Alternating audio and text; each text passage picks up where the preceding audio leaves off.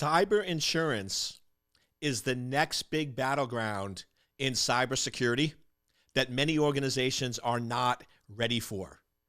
If you look back over the last 12 to 18 months, many insurance companies were handing out cyber insurance like candy on Halloween.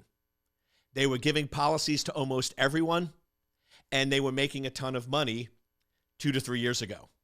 The problem is in the last 8, 9, 10 months, almost all of those policies started paying out because they weren't good policies. The companies had vulnerabilities and they were getting hacked. They were getting hit with ransomware. They were getting compromised. Now, if you're not familiar with the insurance companies are based on paying out a small number of premiums. If every policy you write, you have to pay out, you're going to lose money very, very quickly because you're essentially giving somebody a policy for $10,000 to protect them against $1 million loss.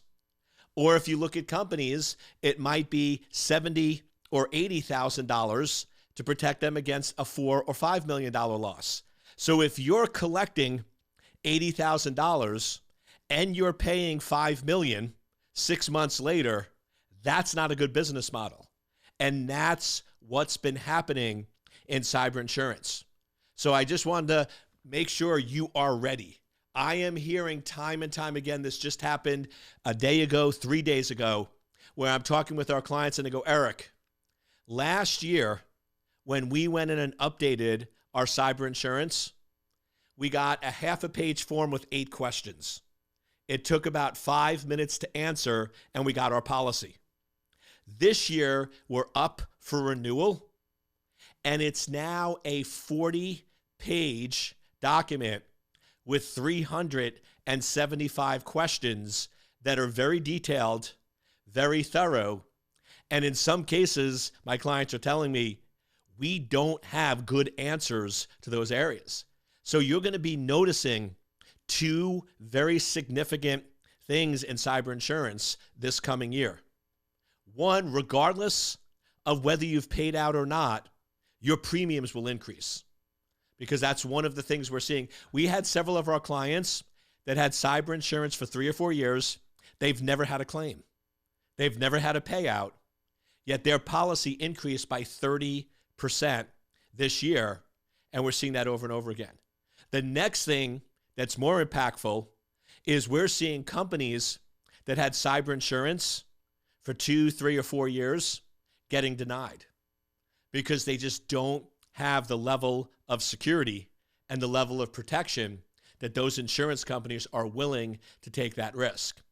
And this is super impactful because the way most executives and board of directors managed and minimized the risk of cybersecurity was with an insurance policy.